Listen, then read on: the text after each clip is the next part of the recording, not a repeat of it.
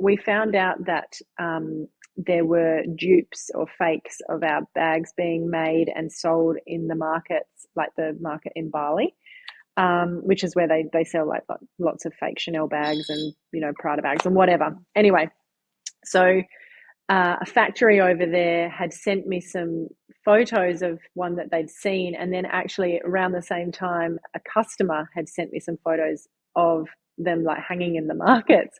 And the first thought was like, oh, and then the second thought was, oh my gosh, we've made it. Like we're the Chanel of baby bags. People are copying my designs. Like, what? In today's episode, we have Sophie Doyle, founder of Alf the Label, a diaper bag for the modern mom. Join us as we learn about everything from hobby to scaling, what it takes to grow your brand. Welcome to Building Billions, where we cover the risks and rewards of success. Hi, Sophie. Welcome to Building Billions. Excited to have you on. Thanks so much for having me. Of course. So tell me a bit about you and Alf and the genesis of creating your brand. Yeah, so when I fell pregnant with my first child, Ari, she's now she's 7.5. They grow up so quickly. They do, don't they? I lose track some days. My youngest one is actually turning 5 in a fortnight, and I just cannot get my head around that. But with the brand, when I fell pregnant with Ari, I was looking for a diaper bag or a baby bag, which is what we call them here in Australia. And there just really wasn't anything that suited my style. A lot of the products that were out on the market were quite low quality, but still quite a high price point for what they were, or they just didn't look like something that I was ever going to use again outside of that sort of newborn phase. So I had previously had clothes and things like that made for myself. Like I'd drawn sketches of them and had tailors make clothes in my sort of when I was younger. And I thought, hey, why can't I just do that with a bag so that I can get what I want? So I had a bag made for myself. It was never meant to be a business to begin with, which was, it's been an interesting journey because of that. But so I had this bag made, and then I started to use it once my daughter was born, and I had lots of people stop me saying, oh, that's a really nice baby bag. Where did you get it? Can you send me the link, or, tell me where you found it? Which shop did you buy it in? And so once I had sort of explained that I'd had it made myself, they were like, oh, can you get me one made? Could you call the tailor and get him to make a couple more, because we'd love to buy one. And so I thought at that time, you know what, I'm on maternity leave. Of course, you think when you've got a newborn, you seem to have all the time in the world, but in actual fact, that's not really true. And so I started what I thought was going to be a little hobby business of sort of creating these pretty baby bags and selling them to people at sort of, markets and, very sort of traditional means of selling the product. But it really didn't evolve that way. It went in a very different direction quite quickly, in that I had decided that I really wanted to do this. I'd made the design, I'd sort of found someone to produce it and things like that, created the name for the label, and then I had one made, and then, sorry, losing my train of thought there. I had started an Instagram page to get a little bit of inspo and collect a few followers before I'd launched the brand. And then since then, I launched the bag on pre-order, and then all of a sudden it took off, and I sold all of my allocation of my stock within the first few weeks, which was really surprising to me, and quite exciting, because I thought, oh, maybe there's obviously other people out there that really would love this product as well, which is exciting. Well, isn't that how brands are built, or the purity of a brand is built, when there's a genesis moment where you created something for you that you were passionate about, that you needed, and you solved a need. And by doing that, the market validated you quite quickly. And that's incredible. What was that first couple weeks like when you had sold it on pre-order and then going to have to fulfill the orders? Like, what was that experience like? So I sold the first lot of stock actually on pre-order, which was amazing, because at the time I didn't have a lot to invest in starting a fashion brand. It's quite expensive to produce leather bags, particularly, compared to things like apparel, which might be a little bit easier to sort of have a smaller capital. With leather, it's an incredibly expensive material to use and to work with. The bags that I'm producing are quite complex in design. They've got lots of hardware, lots and lots of pockets, which is obviously part of their unique sort of selling point. But I didn't have a lot of capital to spend on starting the brand. So I sold all of the product on pre-order and paid the pre-order, so the balance of the shipment, with the money that I'd made from the pre-orders, which was amazing. That's incredible. And throughout that process, how was it then scaling up? What was it like to go, okay, I've market validated, people want the bag, now I have to fulfill the bag. What was that? What was that like? Yeah, so it was funny. I think I got very excited quite quickly, like, oh wow, this is exciting. I can create new products and things like that. So I came out with a few different bits and pieces to kind of go along with the range, another little small sort of satchel bag. And then the original bag that I had produced was a tote. It was like a traditional, big, really great tote that you could basically throw everything in, with lots and lots of different pockets and organization and things like that. And then as the brand evolved, I realized as well that I needed a backpack, because I needed my hands free as a parent, because, you know, you don't always have time to carry the bag, or you don't have a spare hand to carry the bag. So I had created this new product, another bag called the Ari, which I named after my daughter, made that one into a convertible backpack, because at the time I actually wasn't really a backpack kind of girl. Like, I wasn't really someone who would wear a backpack or use it as a handbag.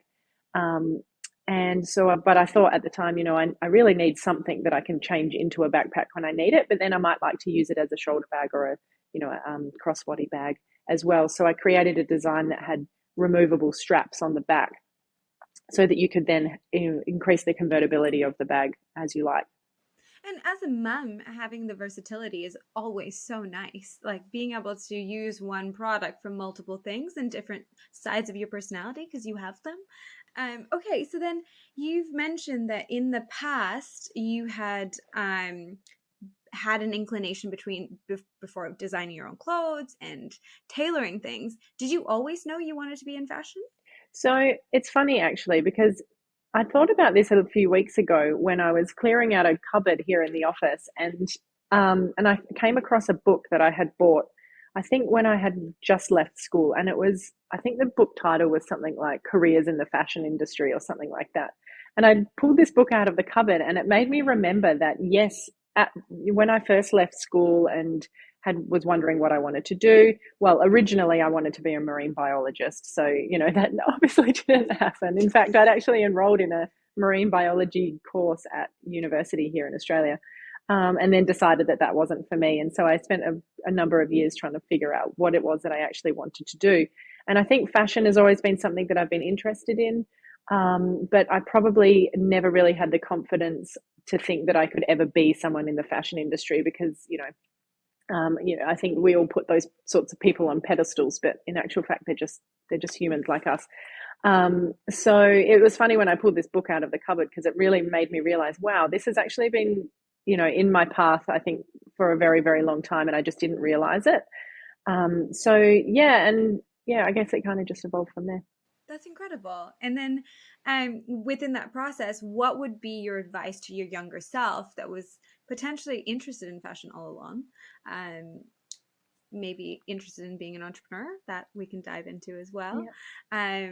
What would you tell her about this process and what the future is going to be like? That you need to believe in yourself, and that just because you see other people doing these amazing creative things, it doesn't mean that you're not just as creative as them, but it might be in a different way. You know, we're not all able to be incredible artists and, you know, create still life drawings and things like that. In fact, I'm not a particularly great drawer, but I managed to design a bag, you know, through process of, you know, collecting reference pictures and you know, doing a sketch and then finding things that looked similar to that and cutting bits out and collaging them so that the suppliers could understand my vision.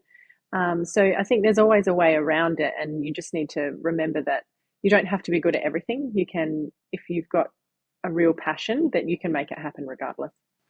Walk me through a story where you weren't sure whether to continue or to like continue with the brand or change your mind and maybe go back on a fallback.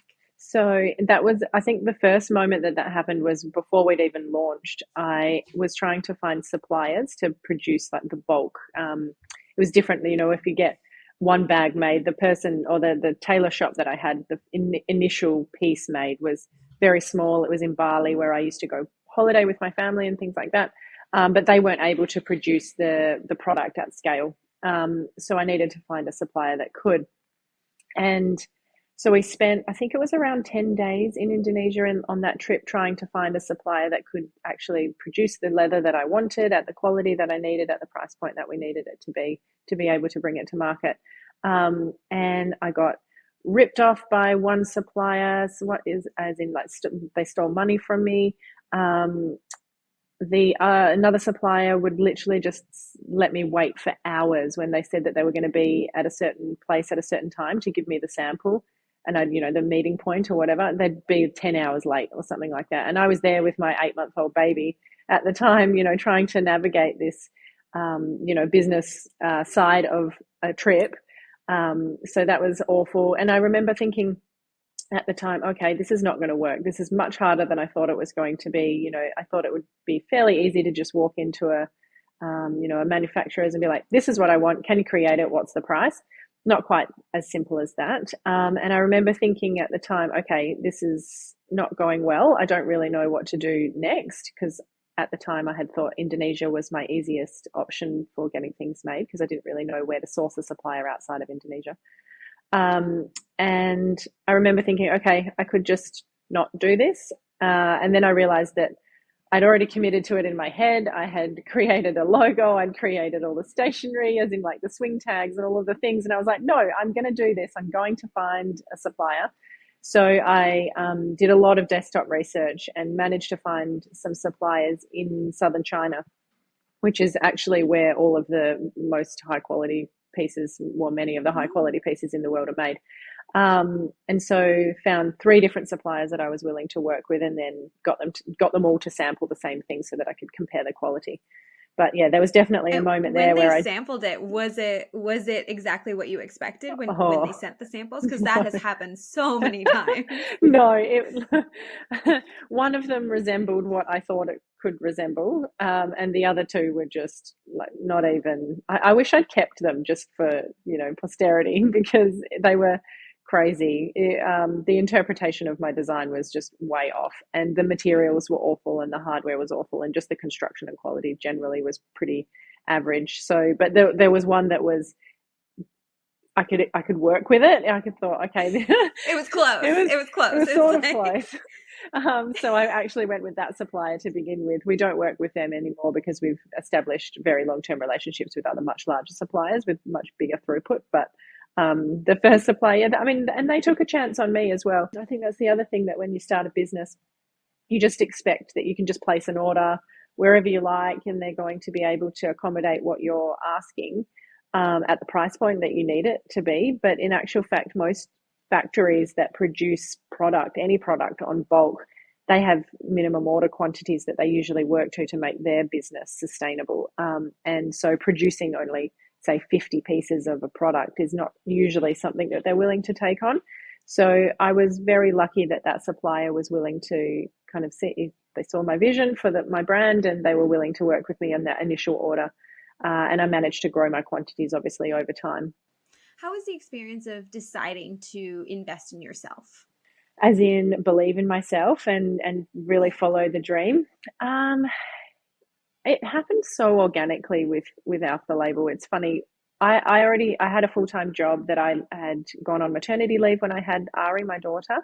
And I had always thought that I was going to go back to that job. And in fact, I did for a time once my maternity leave had finished, and I went back to that position and still really enjoyed it, loved the people that I worked with, loved the company that I was working for. But it had got to the point already at that point where we were packing orders until midnight every night. I'd get home from work at 5, I'd feed Ari, we'd put her to bed, and then we'd sit basically from 8 o'clock until midnight packing orders and doing admin and answering customer emails and things like that. And I thought, okay, it's a lot, but I'm still really enjoying doing the side hustle thing. And then I got pregnant with my second child, Otis, and then I ended up on maternity leave with him with the same company. And then in actual fact, they offered voluntary redundancies during a restructure of the company at that time. And they had offered the opportunity to be able to take another role within the same division, But I took that as my sign from the universe that this was my chance to exit from that part of my life and that career very smoothly, and then be able to transition straight into working full time for Alf the Label. And what was the first day transitioning into full time for Alf? What was that like? I think it took about 3 days of thinking that I could do everything myself. And then I turned around to my husband and was like, I need to hire someone. This is crazy.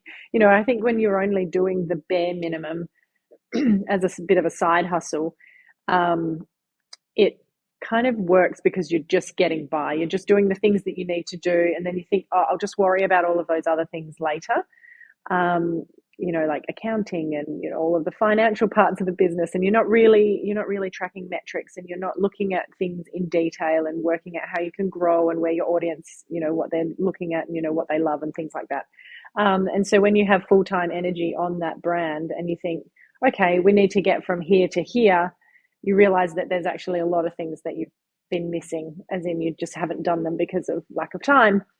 And so I decided that I needed to hire someone pretty quickly so that I could at least take a little bit of, that off my plate, and so that I could look to grow the business. And because I'd worked in marketing and PR for my entire career, I actually, much to what I think is probably usually the track, is that you would stay doing what you are good at, and you would outsource the things that you didn't necessarily want to do.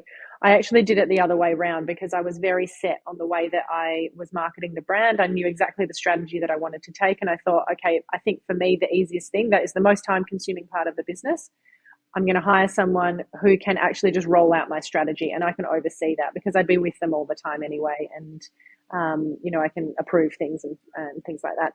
So that actually worked really well. I hired a marketing person. In fact, I actually hired 2 part-time so that it worked out to be 1 full-time, which was amazing. And I'm still in touch with those beautiful girls today. They've been a really big part of the journey of Alf. And so I hired 2 people in marketing, and then eventually we got a dispatch person as well, which was great because, again, that was the very time consuming part of the business. But that was the bit where I thought that I could just do that bit at night, no problem, in the first place. So then all of a sudden I had a team of a few people working from my back living room, which was quite awkward given that we were storing bags everywhere. My house isn't huge, and we had a storeroom that we took over the storeroom. We took over the spare room and made that an office and a dispatch room. We were storing cartons of product.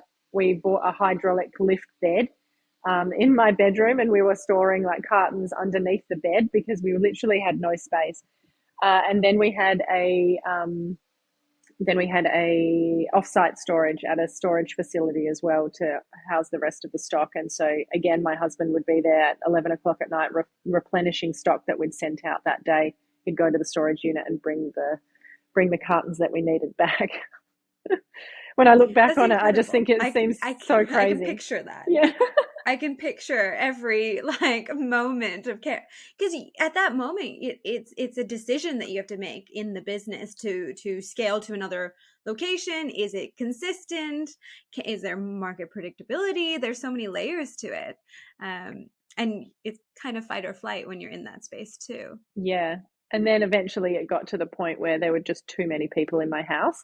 And also my kids were getting a little bit older, and my eldest was then, I think she must have been going to kindergarten at that point, and Otis was still a baby, but he was starting to move around. And it was fine when he was really little and you could kind of pop him in the little bouncer and he'd be sitting there with you while you're sort of doing things, and I'd be talking to him sitting on the floor. Or he'd be sort of on the play mat and, playing with his little toys and things like that. Or I could stick him in the high chair and he wouldn't try and climb out. But as soon as he started to move around a lot, we actually had to hire an au pair to come and live with us, because it got to the point where I wasn't able to keep him safe and happy and entertained. He obviously needed a lot more stimulation, and so we got an au pair to come and stay with us, and that was amazing. It's a godsend. I can only imagine. I have an 8-month-old, so he turned 9 months yesterday. Never mind, I have a 9-month-old now. He's a whole new stage of development, and once they start moving, it's all bets are off, and trying to concentrate on anything is always difficult. Yes, exactly.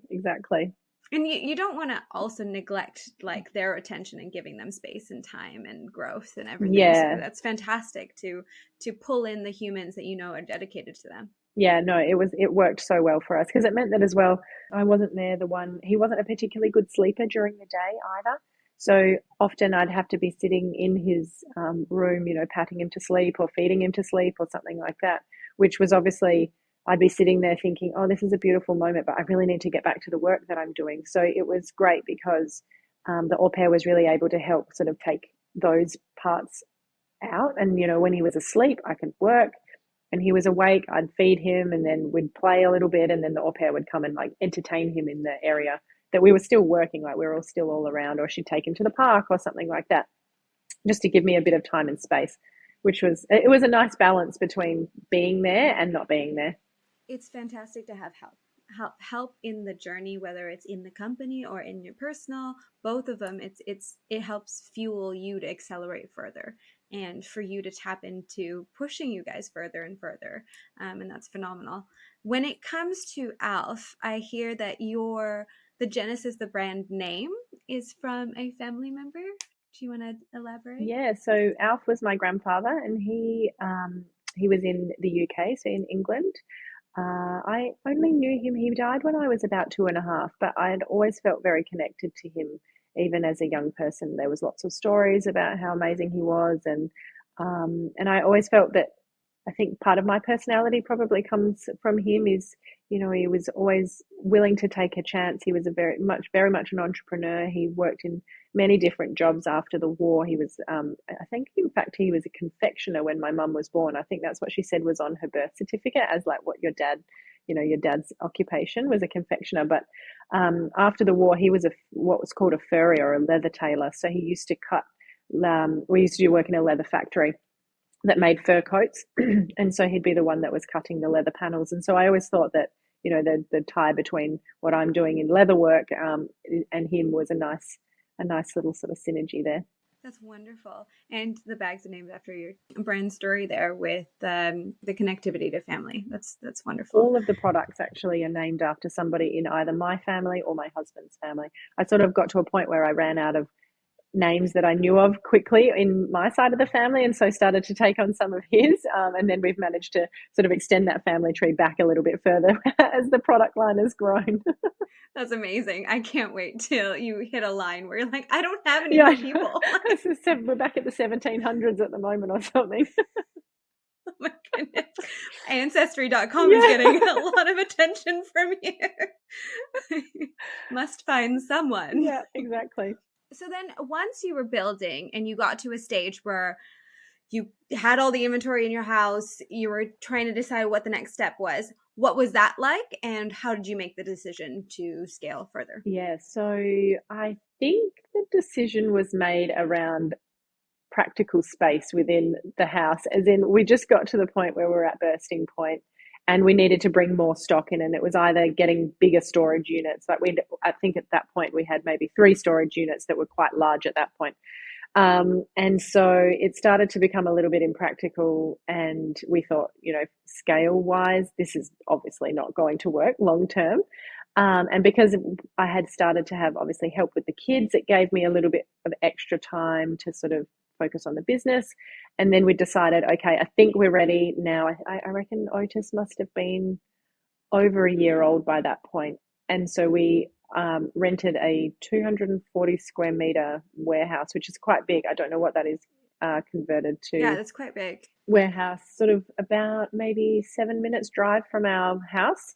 That had offices built in as well, and obviously the warehouse space, which was great. And then we realized that because the brand had we knew the brand was going to grow, but we didn't need all of that space straight away. I actually created a second business in that we painted the entire internals of this warehouse pink, like bright pink, and we rented it out as an event space, like photography and events and workshops and things like that. And it actually still operates as an event space today. I sold that part of the business when we moved out of that warehouse, which is really lovely to see that, that little idea that I had to kind of bring in some income to be able to subsidize the rent of the actual warehouse was a great business idea, and still people still love it, which is cool. It shows your innovative spirit. It shows that there is no real problem. There is only solutions that you have to find. Yes, which that is wonderful. absolutely the motto that I live by. When people have problems like within the business, I'm like, don't come to me with the problem until you've thought of at least one solution that we can use to, it doesn't have to be the right solution, but it's always about making sure that you're focusing on how you can fix it rather than dwelling in the problem. Absolutely. And how many times have we had people come to us with just problem? And when you're at that saturated level where you have so many problems, it's nice when there's creativity that comes from the other side. Yeah, exactly. And I still feel like that. I'm very much like that as an entrepreneur now. My husband works full time for the business these days, and he's the general manager. And obviously we're strengths in different areas. He's more of the finance, business management side of things, HR, that kind of thing. But still he will come, he'll come up against challenges, whatever it is, operationally, financially, cash flow, whatever it is. And he'll come to me and say, okay, this is the problem that we've got. We need to think of, he knows that I'm going to think of a solution, and then I'll sit there and I'll go, okay, what about this? What about this? What about this? What about this? And then we'll figure out something that's going to work, which is helpful. What is it like working with your partner? Oh, we love it. We absolutely love it. He's been so involved with the brand since the beginning. Obviously, he had a full-time job as well. He used to work for the government in disability services, actually. So he's come from a very project management, excuse me, type background. He came into the business once he had actually taken a redundancy from his role as well, funnily enough. And it's just worked so well. The universe was genuinely telling you guys to, hey, here's some space. Do you want it? Here's some decision-making space. Tell me about it, because, you don't get offered redundancies all the time, which is great. And he works, we try and keep our home life and our work life as separate as we can. We do talk about work at home, but he works on the downstairs floor of our building. I'm in the upstairs floor, which is where I'm sitting at the moment. And I sit with the marketing team and the design and production team up here. And he sits downstairs with the operations team and wholesale team as well. So it's nice because during the day, we're not sitting right next to each other. And I also don't want there to be some sort of weird hierarchical culture here where people are just like, oh, they're the owners, they sit next to each other in their sort of little kind of glass box over there. That's not really the culture that I want to drive for the business. We're very equal. Luke is one of the team, I'm one of the team, so it's nice because, and as well, he focuses on the day-to-day running of the brand, whereas I'm much more the strategy, vision, creative side of things. If you were to give advice to a new entrepreneur in the apparel category, what would be the 3 non-negotiables that you would tell them to focus on? Think about the brand in 5 years' time rather than in 5 minutes' time. I think when I started, it wasn't meant to be a big brand. It was meant to be a hobby. And so I think it took us probably a good 3 years to begin with to kind of get up to speed and, decide what our strategy was, figure out what our margins even were. To be honest, I started the brand not even really understanding what product margin was, landed cost. What's that? I got it, but I didn't understand the significance of it in terms of scale. And so certainly thinking about what you're starting, but how that's going to look in 5 years' time. Are you building enough infrastructure into the back end of your systems? Is your website going to be compatible with what you need it to be compatible with in a few years' time? Do you have any understanding of your product cost and what your retail cost should be? I see a lot of small brands starting, and it was the same as me, and just pricing far too low, and then realizing later down the track that actually things cost money, and they've got, all of a sudden got operational costs that they didn't expect, and then having to raise the prices incrementally or by a lot, or even not even being able to survive because they can't raise the price. So it's taken my brand quite a long time to be able to streamline ourselves like that and understand how we're supposed to, what our pricing structure is. Obviously we're here, we need to be able to make money to be able to continue the brand. So we can't be selling product for like nothing, because it's not sustainable for the business. Especially when there's so many comparables that are price like downward accelerating. Like it's a price comparison market right now for some reason, and quality should not be compromised. Like it's quality should speak for itself, and scale. Yeah, exactly. And I think that's where we sit, and it's sometimes quite hard for me as an entrepreneur or the founder of the brand to look at other brands and not try and compare ourselves. Not necessarily in our space, like in our niche, because we sit in this sort of interesting area where there aren't worldwide, there's not a huge amount of competitors in the baby bag or the diaper bag space that sit within the high quality sort of accessible luxury space. There's lots of different options out there, but many of them are much lower price point because the materials that they use are obviously, cheaper to produce, I suppose. Perhaps the functionality of the bag isn't quite the same as what we offer. So, there's lots of brands to compare yourself to, but you can't, because it's not comparing apples with apples. I can't. We yeah, it's silly, and it's hard not to. But in reality, you've got to just be able to stay in your own lane, really solidify what it is, where you're at in terms of the landscape and your competitor landscape, and really just own that space. Absolutely. And connect with the customer that is your customer. Yeah. Oftentimes people get distracted by wanting to bring in other avatars and other people into their market segment. But if you keep fulfilling the needs of your one avatar, then you really can continue with them on that process. Yeah. People like legacy items as well. So if you can pass down the bags and be part of that group process, it's beautiful. Yeah, we have a very, very tailored sort of customer audience that we work to, and it is that woman that wants something that is going to last her. She's the woman that is leaving her career to be able to have a baby for a short for a period of time for her maternity leave, and then her aspiration is to actually have a career outside of being a parent later down the track, for the most part. Obviously that doesn't apply to every single customer we have, but she's the woman that wants to buy something that's going to last her throughout her motherhood journey, and then be able to take her back to her life that was, what she had before she had kids, which was perhaps a career. So yeah, it's nice to be able to play in that space. We're definitely not fast fashion. We work with very high quality materials and hardware and all of the things, and the designs that I produce are very considered for that reason. But obviously that means that it is at a more luxury price point. What was that moment that you realized that you had built something that was going to last, that was going to continue in this market? Do you mean in the brand or the product? Yeah, the brand. Oh, I think there have been so many moments across the last 6.5 years where I should have stepped back and really acknowledged how well I've done. But I think that's probably one of my weaknesses, to be honest, is that something amazing happens and I go, oh, awesome, I've ticked that off my list. Great. Glad that we managed to do that. What's the next thing? And that's just put it in the bag and keep going. Correct. And that's just me being that person that is I'm always at the next point. I'm always looking for the next moment in, the next event in that sort of milestone timeline. I wonder, I'm trying to think of what the earliest moment would be that I found out that, I really thought that we'd made it.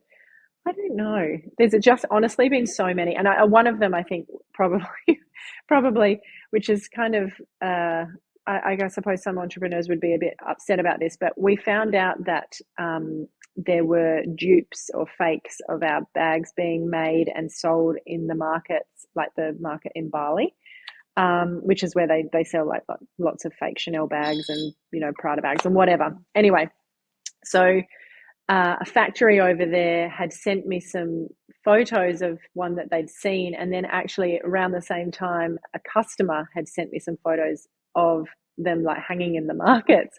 And the first thought was like, oh, and then the second thought was, oh my gosh, we've made it. Like we're the Chanel of baby bags.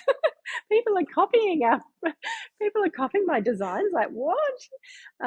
So that was I think that was probably a moment where I thought, well, obviously what I'm creating holds value even outside of what sort of, if they couldn't afford our product for, the retail price that it was, they were actually willing to go and get a fake made. Like, I was quite impressed with the And it's marketing your dedication. brand, essentially. Like, it is still marketing the value of your brand. Like, It is.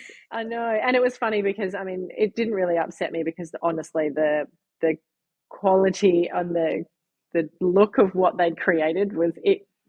You could see that they were trying to create what we were producing, but if you put them side by side, it didn't look anything like it. So I wasn't worried in terms of, oh no, people are going to be going and buying fakes and not the real one, because if you are happy to carry that around, then good on you. But you're not the customer segment then, right? exactly Like, right. it's totally okay. Like, you do you, and thank you for loving us. appreciating my brand. Exactly. So I think from then on, I was like, okay, obviously, people really value what we're producing. And I think as well, I'm just trying to think of, there's honestly been so many moments where I should have thought, wow, we've really done it now. I think the New York Fashion Week opportunity is probably one where I'm still trying to get my head around that and pinch myself a little bit. But even so much as when we hold warehouse sales, because we're an online business and we don't come into contact with, our customer physically very often. But we do have occasional warehouse sales. We actually had one last weekend, and it always makes me feel so happy to see there's people lining up outside before the warehouse sale opens. And, I look down the street and there was like women that have, taken the time to come down and buy something from us. But, they all know the brand. They love the brand so much that they're willing to get here half an hour before the sale opens, and to me, that I was just so grateful for that, because I thought, I feel that really I've created something that people really want and love and, want to be a part of, which is really cool. You've built a brand, and you've built something with integrity and honesty and care, and something that you speak to for yourself. And I think that translates through the masses. It oftentimes people are motivated to build something not because there's a passion in it, but because they want monetary value in it. Yeah. And the fact that you started as a hobby and then scaled it just because the market asked for it, you were technically giving more than taking, which is nice. Yeah, definitely. And I've put literally blood, sweat, tears, our own, we've backed the brand ourselves financially as well. I've put literally everything that we have into this business, and just so that we can see it succeed, because I really believe that the market deserves to have an option like this. And it's absolutely not, I'm not here for the money. I'm here for the passion and being able to create something that is, holds value to someone else and it makes them feel amazing. I think, again, it's always going back to the reason that I created the bag in the first place, was that motherhood is one of those times where you can feel not yourself. You can feel just, tired, and, you don't really want to have to try to make yourself look lovely. What was the process like now that you self-backed the entire brand? Did you have a moment where you were like, I need to go for outside capital, or making that decision to go with self-backing? Because it is a very difficult decision. Yeah. In that moment. So we self-funded the brand for the first, I'm just trying to think how long it was. It must have been about 5 years. And that was amazing. And, we obviously COVID thrown in there through a big spanner in our works. I mean, it's funny. COVID for e-commerce was, I would say, as a general statement, great, because people were online shopping. But you think about the product that we're selling, and it's a slightly higher price point. And the purpose of the product is so that you can get out and about. You can use it to go to the park. You can use it to go to the cafes and things like that. And so people weren't leaving their house. We had many months of lockdowns in Australia, like everywhere else. So our customer was literally just sitting at home, not needing to use a baby bag. So for us, it has been a challenging time during COVID, but we're obviously coming out of that again now, which is amazing. We're very much up this year on last year, which is exciting. But it did get to a point where we really knew that we needed to get depth in our best-selling line, because we have this one particular bag. I've actually got one on the floor next to me, but it's not in the color that I'm referring to. But this is the RE backpack, which is the one that I was mentioning before. And this bag in black outsells everything else that we have by, oh gosh, many, many multiples. Anyway, so it makes sense. yeah, I because look it's, at it and it makes sense. yeah, it's as well, like black is a safe color, so, and that's the bag that's got all of the convertibility that you need as a parent. Anyway, so we just had this ongoing problem that we're always selling out of that particular bag. We just cannot keep them in stock long enough. And so we knew that we needed to get a lot more depth in that particular line to be able to not be out of stock, because being out of stock is, people say, oh, wow, you sell out so quickly of all these things. That's so awesome. I'm like, yeah, except that it's actually not awesome, because, it affects our revenue forecasts quite a lot. So we decided that we needed to look for some capital to be able to get depth in that best-selling line particularly, and to be able to just scale up our marketing a little bit more as well. And so I actually went down the road of doing a crowdsourced funding round, which is probably a little bit more popular in the US, whereas in Australia it's starting to gain popularity. And that was great. We have 107 investors now. So it's like a micro investment where they can invest, I think it's as low as $250 into a brand, which is great.